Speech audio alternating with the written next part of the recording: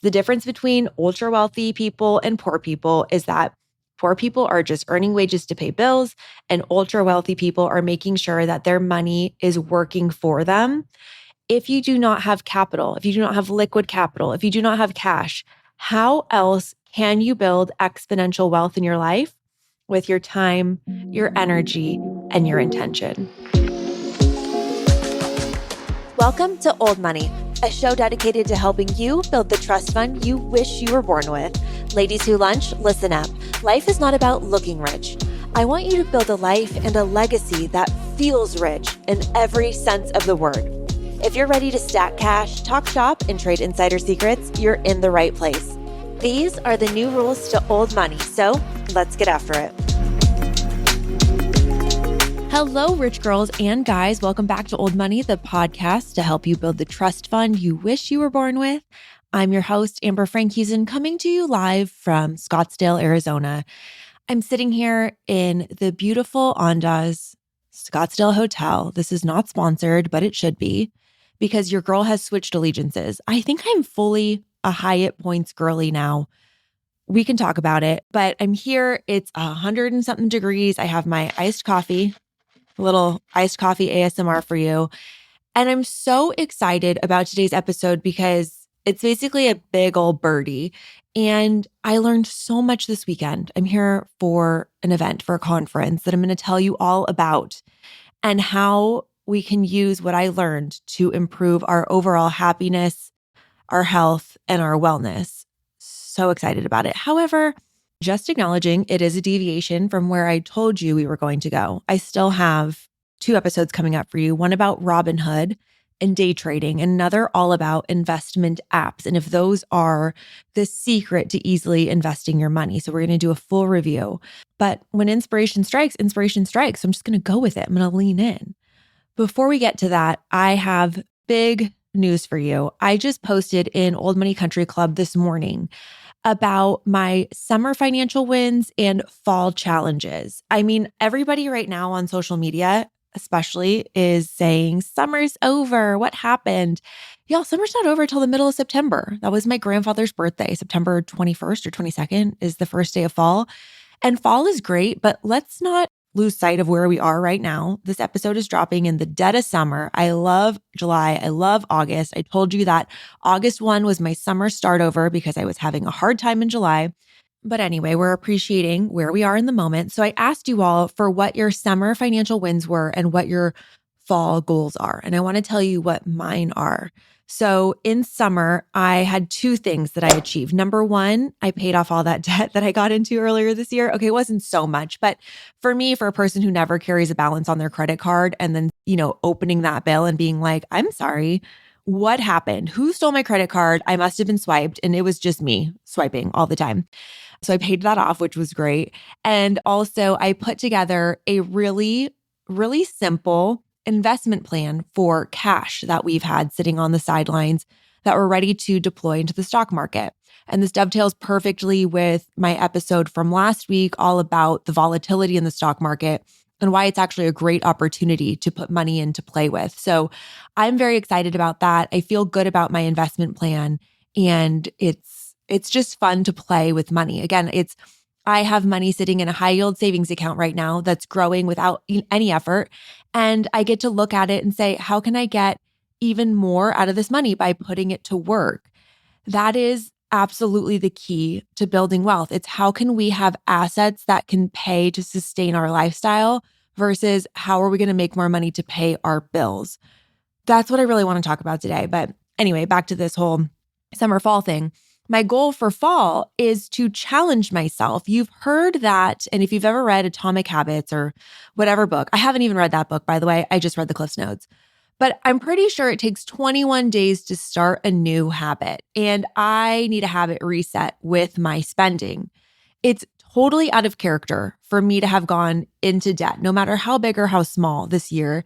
And I've shared with you, if you go back to the mental health and money episode, why I think I was influenced this year with my mental health not being where it typically is, to spend a little bit more to try to quote unquote take care of myself. But what that showed me is that it's time to go back to basics. I need to do a hard reset on getting in touch with my emotions, what's driving my spending. If I'm not being conscious to my budget, why have I forgotten about future me? Where is she in my mind? I'm only thinking about present me. And so that's just showing me that I have a muscle to work on. It's atrophied a little bit over time. I took it for granted.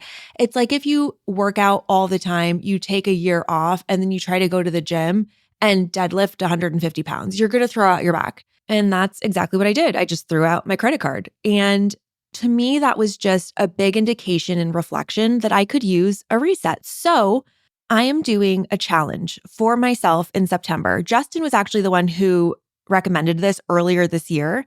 And we picked September, and it just dovetailed to be the perfect time because I like alliteration. So we're doing No Spendy September for September, where all we're spending on in September is our basic needs like food, bills, etc. We have everything that we need, and we don't need to be going out for more. We are really excited about this challenge because all that it is, it's not about restriction. It's about consciousness. All I care about is having consciousness with my cash. So what I decided to do is I'm going to do a little mini 30-day challenge where I just really get conscious with my cash. And I thought I would open it up to all of you to join me if you're interested. So for the month of No Spendy September, I'm going to do a 3-day workshop to tell you about what I'm doing and how I'm curing my overspending in 3 live modules on September 1st, 2nd, and 3rd. We're going to do a 3-day little workshop in the Old Money Country Club.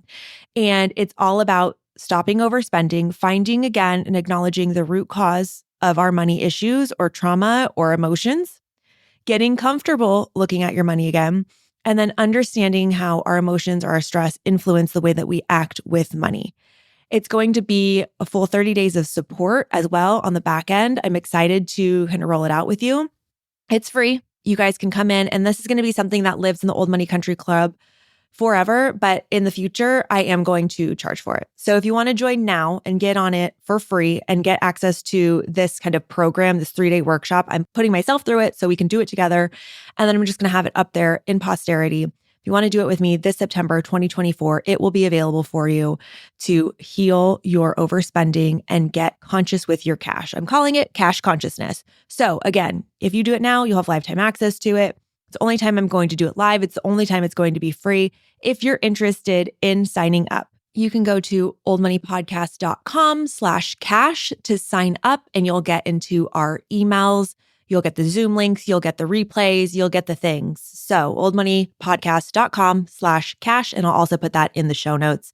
And we'll go from there. And if you have reservations, if this is already making you itch, you're like, I can't do this. Like, stop. Oh my God, I feel pressured. Don't worry. I 100% understand you. And there's something I learned this weekend that I think will help, but I can't just tell you what I learned without giving you the context. So let's get into this week's Birdie and Bogey. If you don't play golf, it's okay, neither do I. But just to keep you up to speed, a birdie is a score in golf where you get just 1 stroke under par, which is good, and a bogey is 1 stroke over par, which is bad. I'm just helping prime you for the country club with the vocabulary you need so you look good on the links. So in this segment, I'll let you know who or what get my birdie of the week and who or what is missing the mark and gets a bogey. The bogey is just airline travel, period, full stop. It's terrible. I hate it. Even going from San Diego to Phoenix is just a nightmare. And I was very lucky on this trip because, number one, I had Hyatt points. So my stay at the Andaz was completely for free. If you want to go back and listen to, I think it was 2 episodes, how to have a better vacation on a budget, and then also go way, way back to like the teens. And we talk about points in general, like playing the points game. I'm really having fun playing the points game. But remember, if you're carrying a balance on your credit card, don't play the points game. You can't, because you will not win, because you'll be paying more in interest than you will be getting for free in points. But when you use credit cards responsibly, you can rack up points. And then my hot tip is transferring the points from your credit card to hotel partners. I think loyalty pays off. We stay at Hyatt branded hotels a lot. You know, we love the Cape Thompson Hotel in Cabo. We stay there a lot. That's a Hyatt property. So when you keep going back to the same types of properties, you rack up the nights that you spend, and you have to have the the hotel loyalty app or hotel loyalty points number too, right? Because then they track how many times you stay there, how often you come, how many nights you usually stay. So in addition to transferring points from your credit card to hotel partners when there's bonus point offers, so you'll see in Chase or Amex or whatever, 25% bonus points when you transfer Chase points to Hyatt, which is what I do periodically when there is an opportunity to. And then in addition, when you're racking up loyalty with that brand, you get even better upgrades.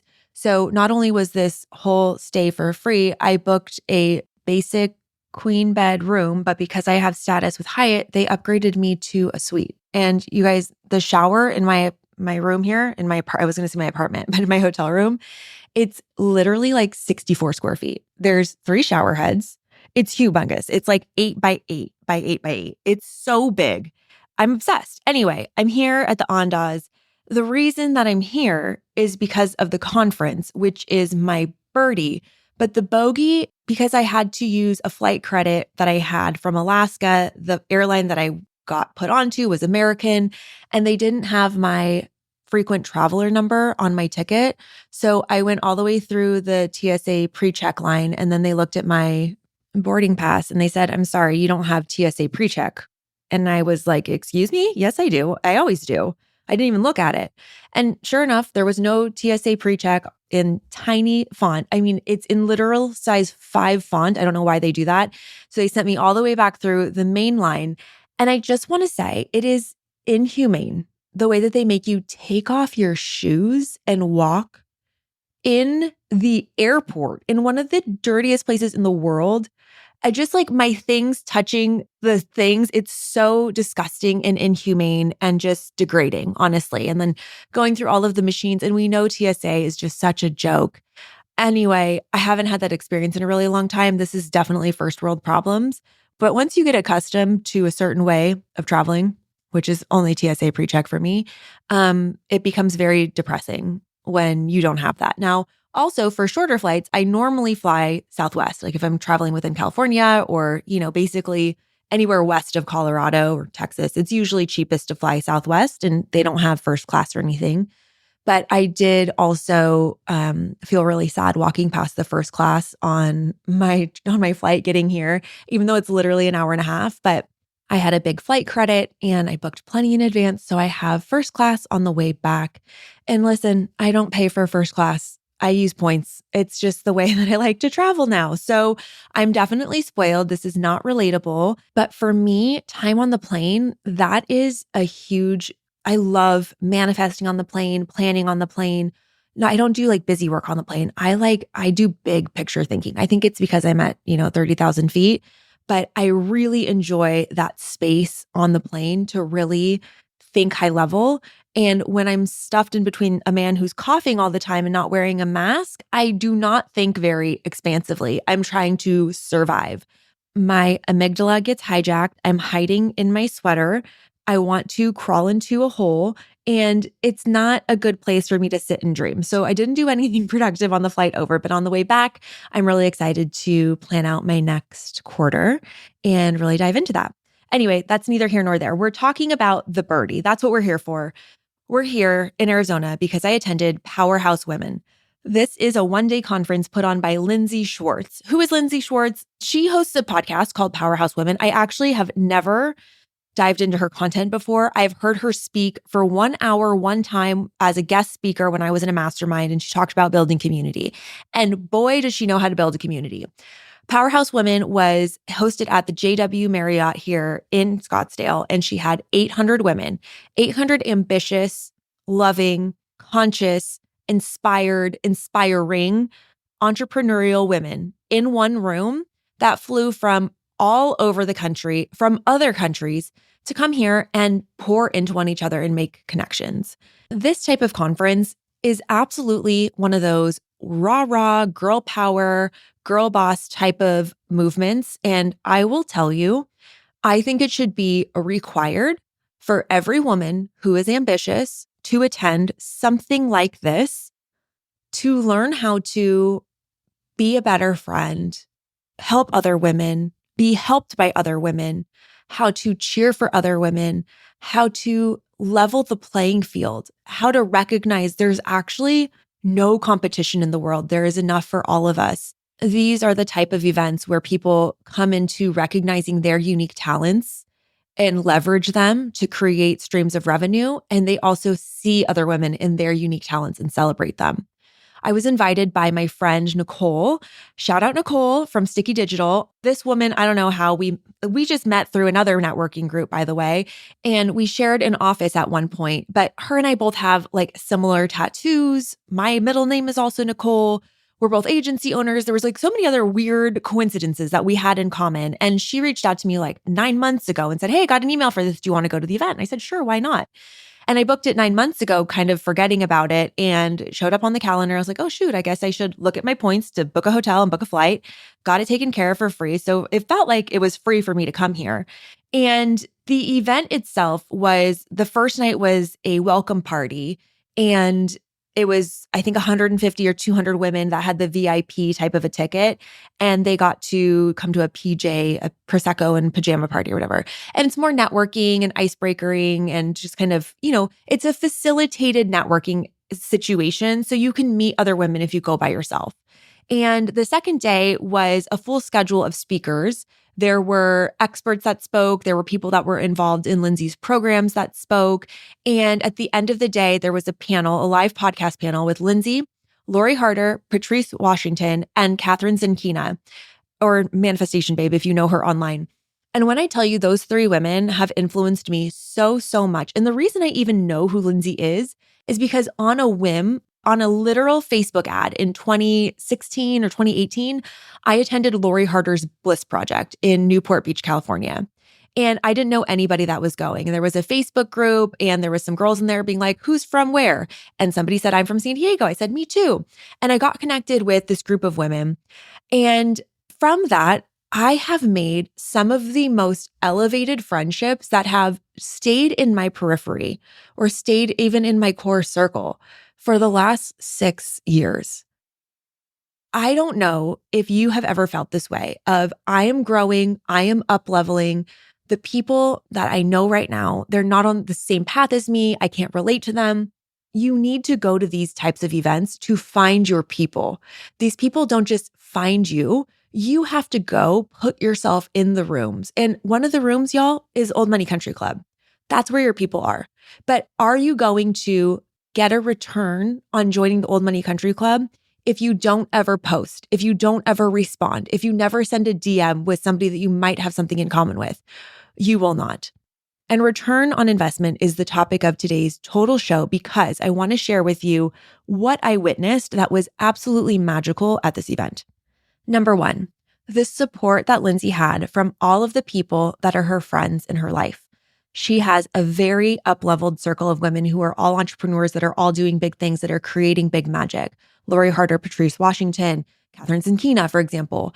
How did she meet some of those people? Through being friends and networking with those people, right? And the one time I heard Lindsay talk was when I was in Lori Harder and Chris Harder's mastermind. It was called Fast Foundations in 2020. And, it's about having her friends show up for her and come speak for her and participate and support her and sit in the back and cheer for her and blow up her spot and just be in the room. That type of stuff is really powerful. And how do you get your friends to show up for you when you have your event? You go to theirs. You show up for their things. You speak at their things. You cheer them on. You blow up their spot on Instagram. You do all the things that you want to have reciprocated.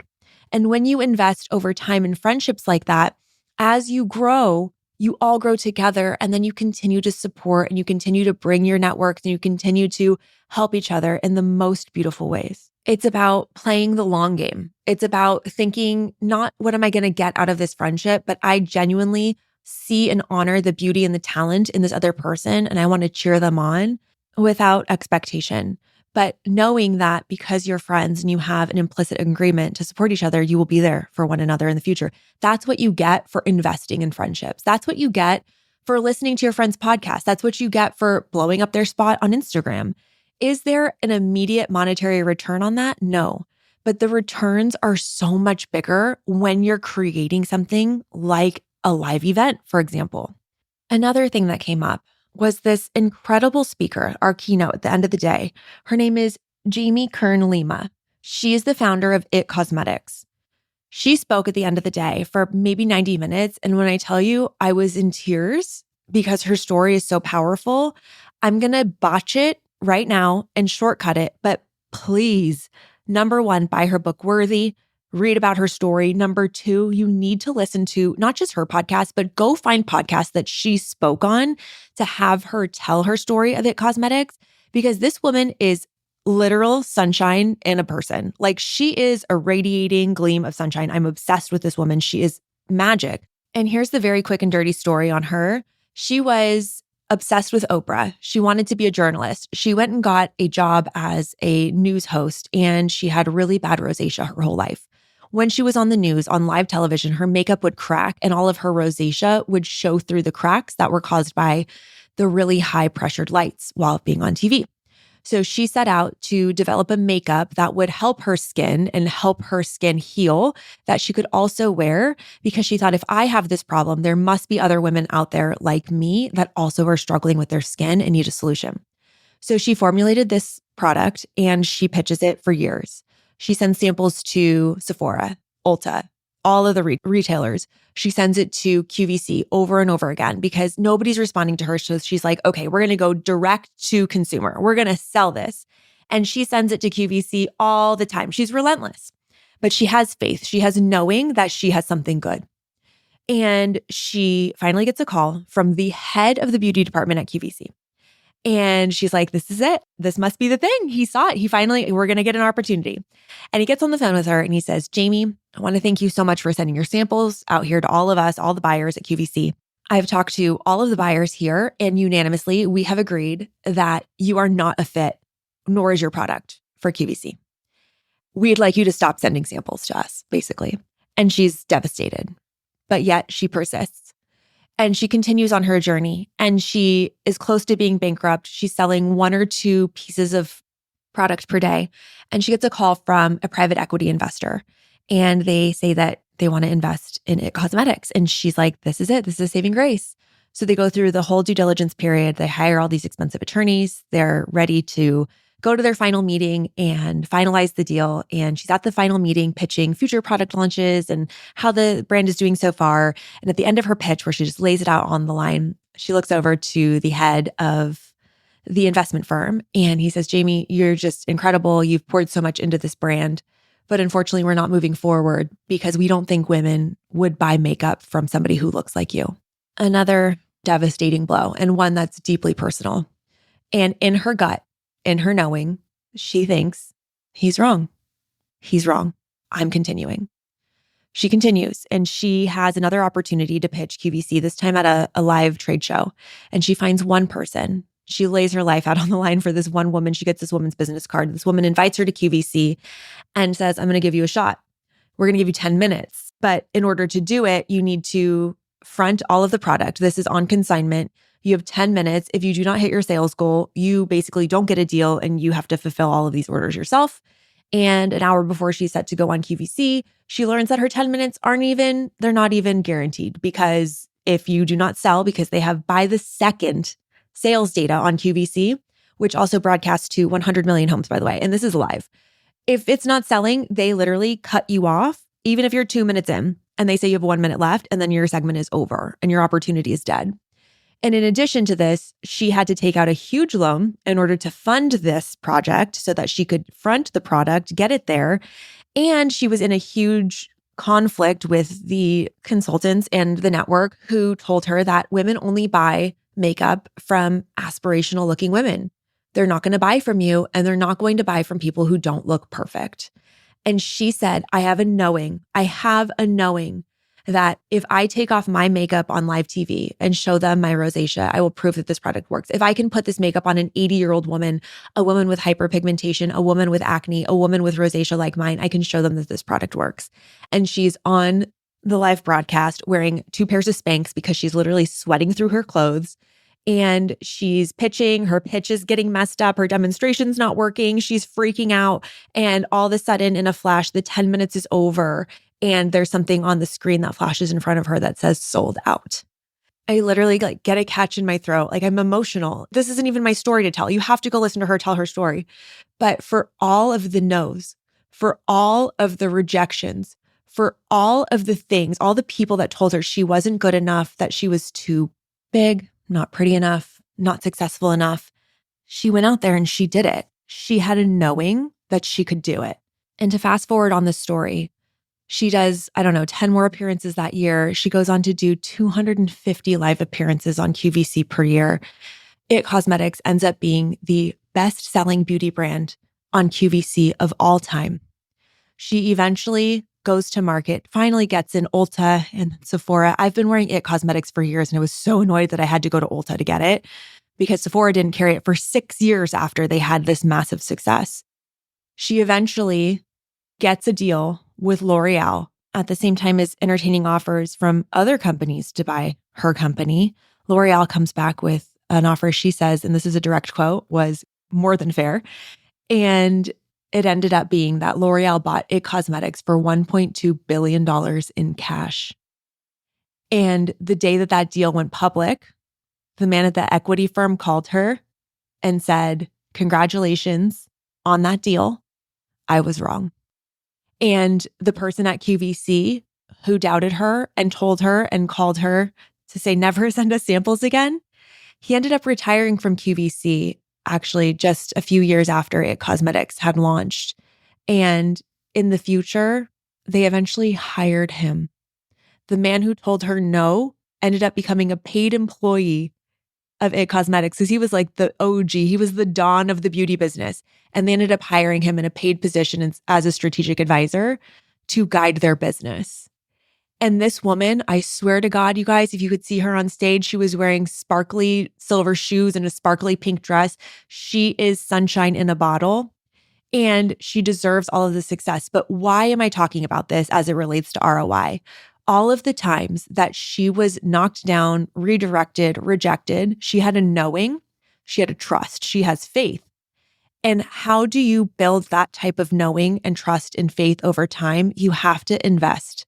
You have to invest in your self-worth. You have to invest in the people around you that will hold you up. You have to invest in your faith, whatever that practice is. This woman's clearly a Christian. If that doesn't resonate with you, whatever your faith is, whatever your spirituality is, you need to dive into the knowing and looking for evidence that there's something out there that can support you. You have to invest in remembering how to use your intuition or building that muscle. So when somebody says, "You can't sell it, you're too fat," you can say, "I have a knowing inside." And that knowing, you've made that muscle something so that you actually know. It was the most encouraging story that I have ever heard. And one of the things that you guys are asking me for is examples of women who've come from nothing and built their way out of it. And this is the story. This is the story of tenacity and investing in yourself and your faith over time. My God, it was so freaking good. So anyway, this is my free plug for Jamie Kern Lima. She doesn't need it because Oprah was her first guest on her podcast. Beautiful. But just a remembering of the investments that we can make in ourselves and our business to overcome anything when we make the right investments. One of the things that she talks about was how she invested in these consultants that convinced her that she needed to hire these beautiful, perfect models in order to sell her makeup. And she knew, because she had trusted in her intuition and she was constantly listening to it, that wasn't the right approach. And she wasn't wrong. She wasn't wrong. So as I mentioned, this brought up for me, and I want to dovetail into the topic of today's show. The main topic today is return on investment. And I think this is something that we need to dive into because old money is not just about dollars and cents. You know this. I'm going to take things to the woo-woo. I'm going to take it to the spiritual. I'm going to take it to the esoteric. I'm going to take it to a place you haven't thought about before. We have talked about ROI, return on investment, on the show before. But this weekend really opened my eyes to a different lens of return on investment. The standard financial definition of return on investment is that it's a metric that measures the profitability of an investment by comparing the cost to its gain or its loss. it's typically expressed in a percentage or a ratio, right? And so essentially it would be, what's the cost of this thing? Okay, I put $100 into this investment.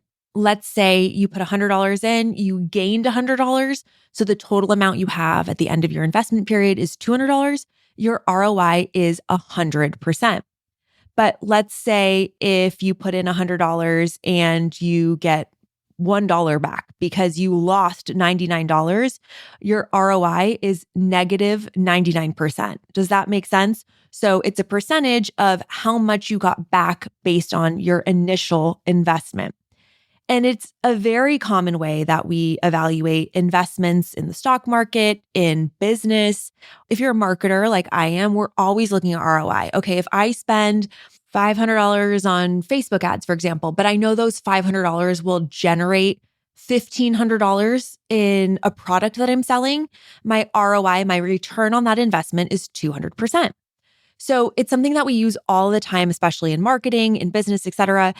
But I don't think it's something we talk about enough in life, because the whole principle of return on investment in personal finance is that every dollar you spend should work for you in some way. And there's a reason why in my budgeting, in the budget that I run for myself and my personal household, I don't have expenses. I call them investments.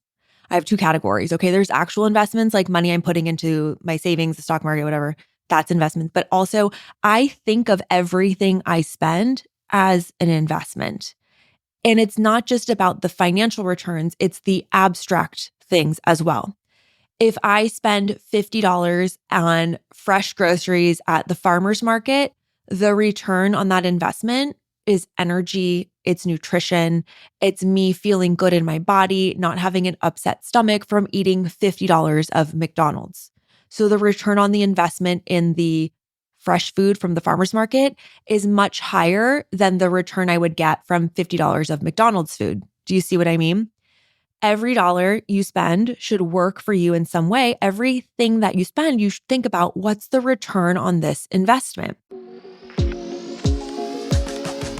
Today's episode is sponsored by Trust and Will. Yes, we talk a lot about making money on this podcast, but I'm also interested in keeping it. And that's what Trust and Will is here to help us do.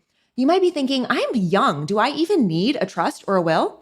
Well, if you have assets, children, a business, or you just want to ensure that your money stays in your family without hassle, old money style, then the answer is yes, you do. Here's a quick lesson for you. A will defines what should happen to your assets, how you'd like to be cared for when you need it, or who you'd like to have care for your children if you need it. A trust gives you all the same coverage as a will, but it also reduces the burden on those you leave behind by avoiding probate court. If you do not know which is right for you, there's a quiz right online to help. In just a few clicks, in less than 20 minutes, you can get yourself all set with the legal protection you need to protect your assets and build generational wealth. The Trust and Will platform is truly democratizing estate planning, making it easy to access legally valid, state-specific documents that are tailored to you. Follow the link in the show notes that will take you right to the page that you need. Please, to support the show, use the link in our show notes. You can find it on Instagram at Old Money Podcast under our partners highlight or on our website at oldmoneypodcast.com. Get connected with Trust and Will and protect your assets today. These are the new rules to old money, baby, and Trust and Will is here to help.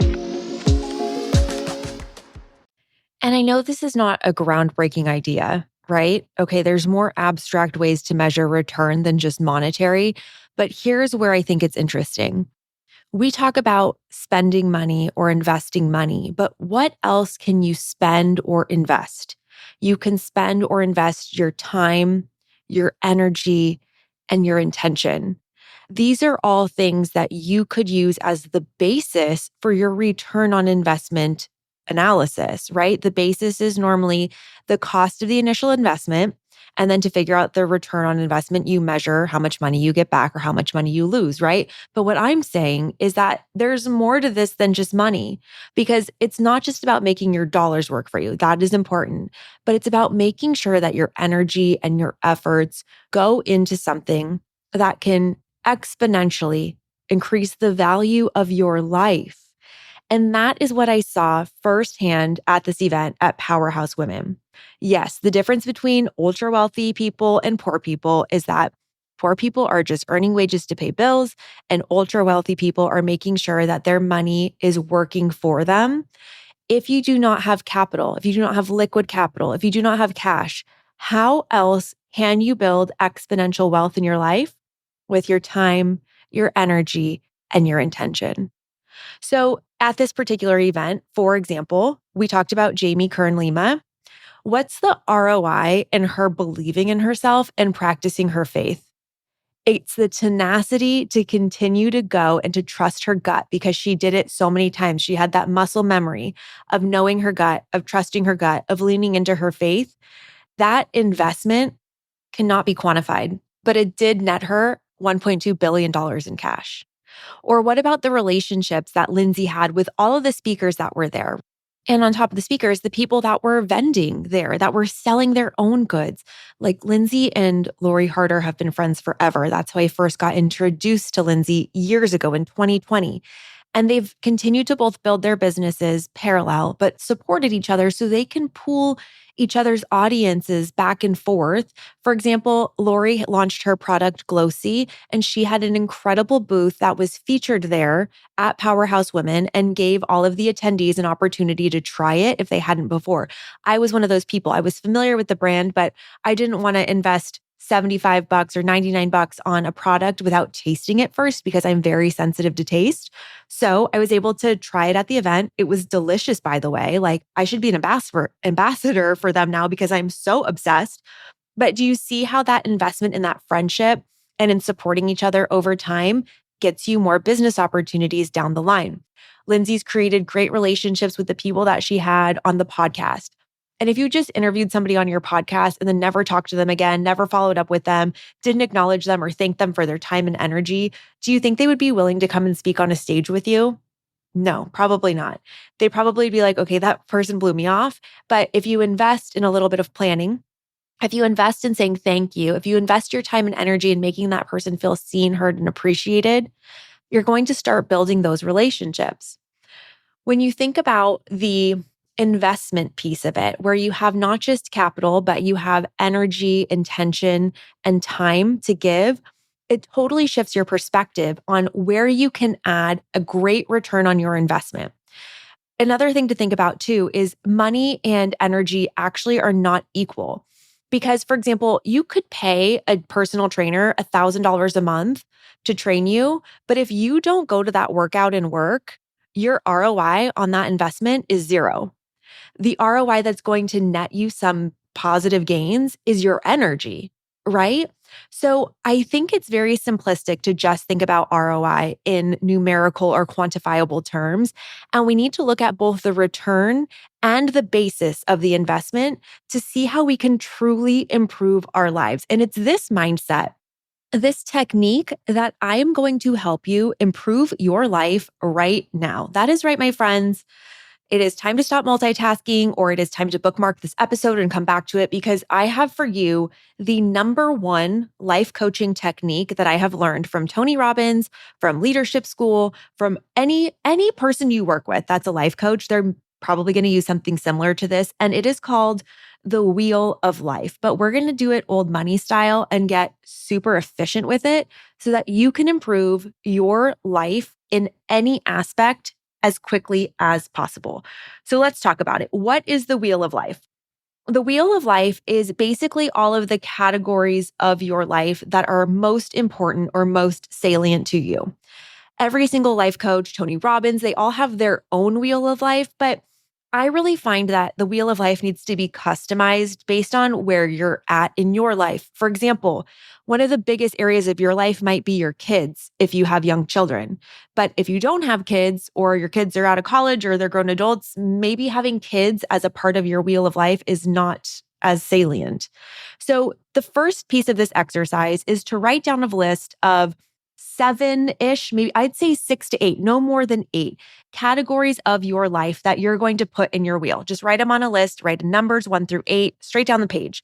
Now, if you want to go straight to Tony, what Tony Robbins says, his 7 categories on the Wheel of Life are health, meaning, love, progress, career, lifestyle, and impact. My Wheel of Life has changed over time, but I'm going to tell you my 7 categories. My 7 categories are career, financial, love, family and friends, lifestyle, health and body, and spirit.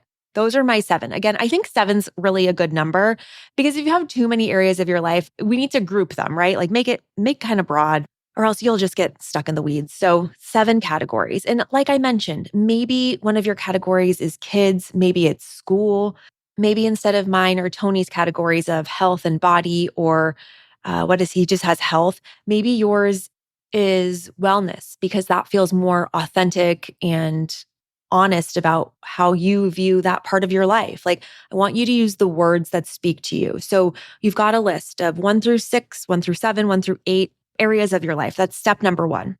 Step number 2, you're going to get a nice big piece of paper. It can be a regular piece of printer paper. I'm fine with that. But you're going to draw a big ass circle on this piece of paper. This circle is going to fill up the whole paper, just one big circle. And then depending on how many sections you have in your wheel of life, you're going to create that many pieces of pie, right? I think that you need to literally get the piece of paper. This is not something that you can do on your computer. Get the piece of paper, draw the circle, seriously do it, and then create that pie, right? So my circle of life has 7 sections. So I'm going to have 7 pieces of pie that are all about equal. I won't hold it against you if they're not completely equal, but you get the point, right? Then the next step is for each area of your life on this wheel of life, career, financial, love, family, friend relationships, lifestyle, health and body, spirit, those are mine.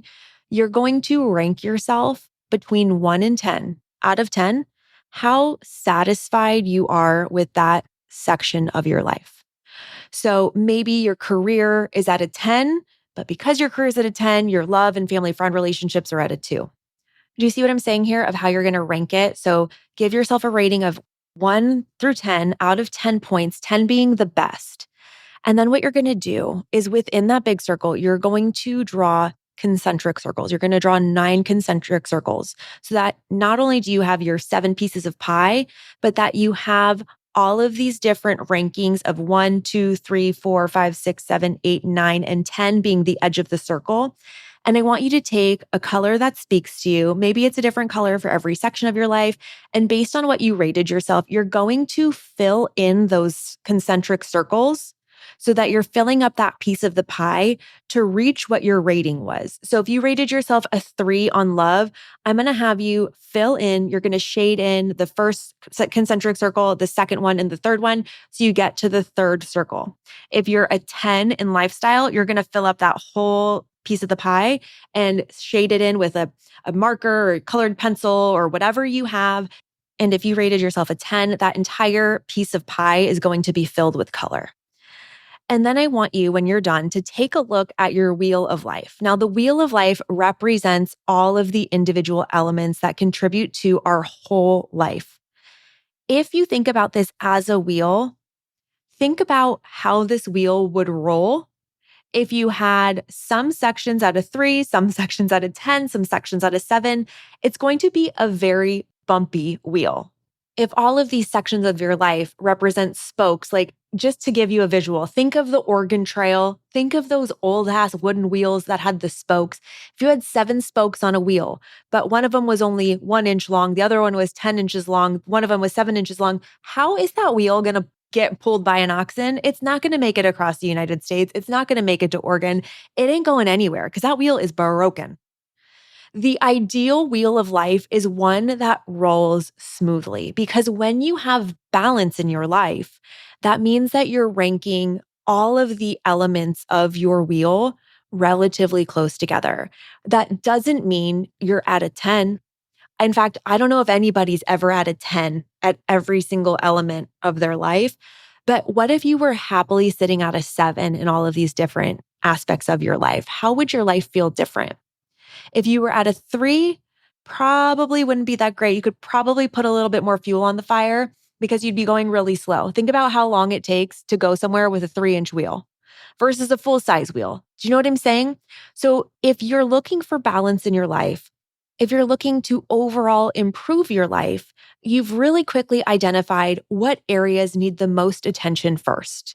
So let's go through some examples of how you could provide yourself with a really high return on investment and boost these areas of your life quickly. So let's start with spirit, for example. If you ranked yourself low on spirit or spirituality or faith, and it doesn't matter what religious beliefs you are, but I think what this is really talking about is how much you trust in that old saying, which is life is not happening to you, it's happening for you. And having faith that you're on the right path, that things are going in a direction. And even if it doesn't make sense, it will looking backwards. The spirit section is about how you're connected to your intuition, your knowing, like Jamie Kern Lima, right? So, the spirit section, if that's one of the sections in your wheel of life, how can you improve the ROI on that right away?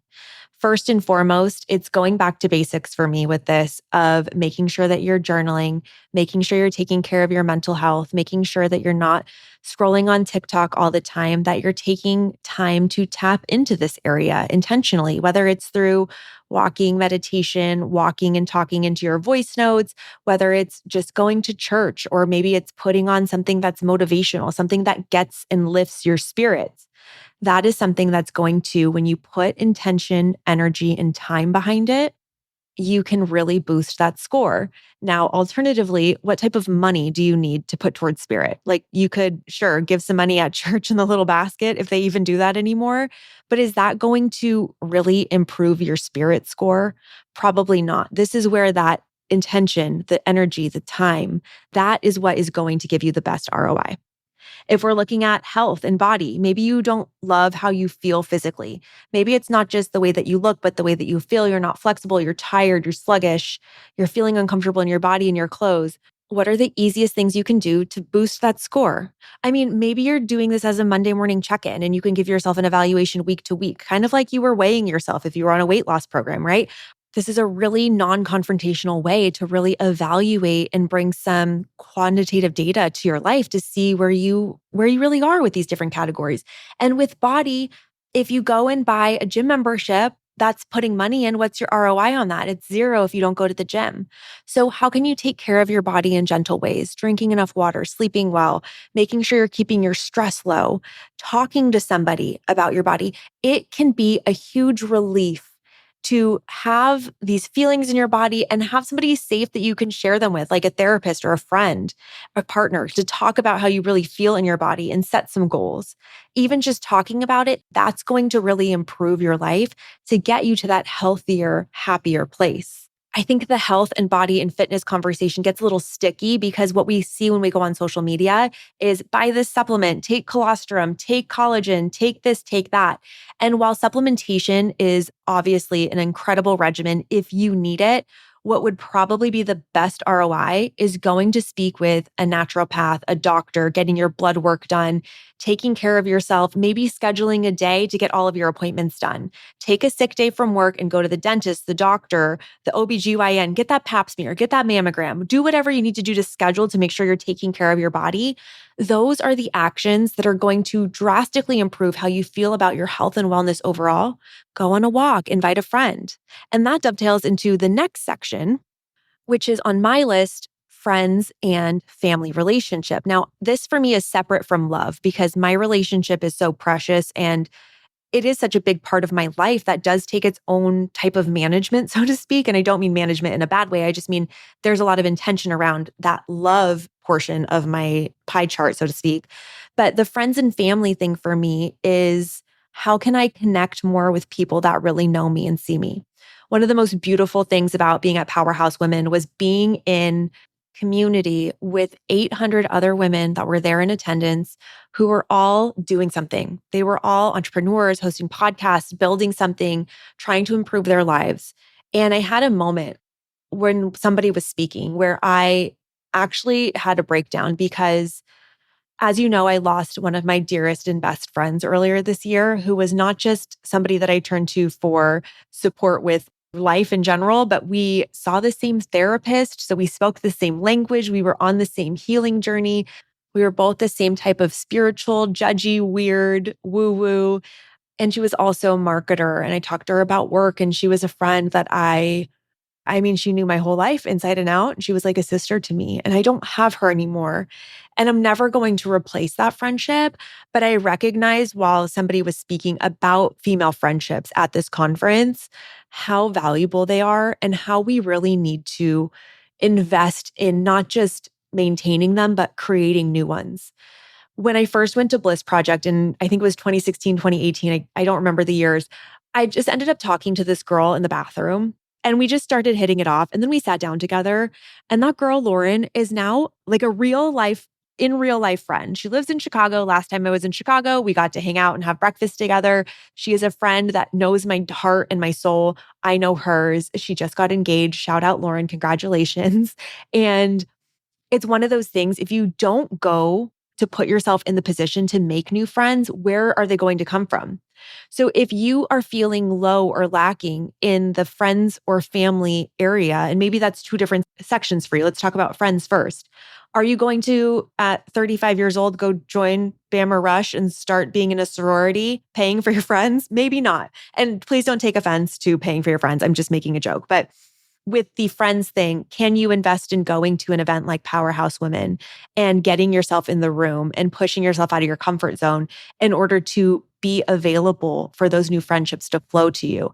It's very similar to creating new revenue streams, right? If you want to make more money, you need to create new ways for people to be able to pay you. A lot of you are only working at a corporate job and there's one avenue and one avenue only for somebody to pay you, which is for the work that you do within that company.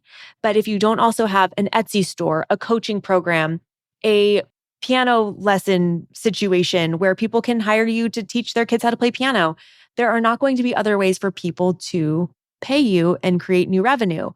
In the same vein, if you do not go to places where there are other people, like-minded people, whether it's a gym, a conference, a Bumble BFF, you're not going to create the avenues for people to find you to be your friend. And on the family side, maybe you just need to spend a weekend with your mom. Maybe you need to take your sister out to lunch. Maybe you need to set some boundaries with somebody in your life that's not behaving in a way that feels supportive or expansive to you. So those are all really great investments in your time, energy, and intention that will leapfrog you from feeling really low in this section of your life to feeling more in balance with everything else. Do you see how these things, they actually have a huge return on investment for very little effort? That's a huge ROI. Maybe just calling an old girlfriend from college. What's the investment? Not a lot. Doesn't take money, takes a little bit of time, a little bit of effort, a little bit of energy and intention. But if you can connect with that person and reinvigorate a friendship, I mean, my God, how beautiful. I also should mention at this conference, did I already talk about Natalia? I got to spend time with my college roommate at this conference, you guys. Like, to be with somebody who just knew me and I knew her at such a young age and such formative years, and just the level of comfort of just being with people that are safe, like that fills your cup so quickly. So the ROI in being around the right people is huge. And what we want for ROI is big, big numbers.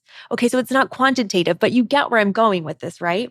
And you can go on and on with all of the different categories of your life. If it's career, if it's lifestyle, which I have as a category for me, because you guys know what's most important to me in my lifestyle is leisure. It's like, am I reading a good book? Do I have something to look forward to on the calendar? Am I resting? Am I giving myself enough white space in my calendar? So there's so many things that you can do to very quickly improve your health and your happiness. But let's get to the wealth. This is a money podcast after all, right? So when we talk about very easy wins for huge ROI in your life, if you want to improve your financial standing, it means starting at the basics of watching your spending. If you have big financial goals like paying off debt, saving for a house, investing more, creating generational wealth for your family, but you're still overspending and not able to stick to a budget, that is the most key, number one, foundational, step zero thing that needs to be managed. So when we talk about easy wins, it is putting some guardrails in place to make sure that you're not buying on TikTok, you're not swiping aimlessly on Amazon. You go into the store with a list, you're looking at your subscriptions, you're canceling services that you can live without. You can live without Spotify, you can live without Netflix. You might not be able to live without Peacock. I couldn't because that's where all of the best reality lives.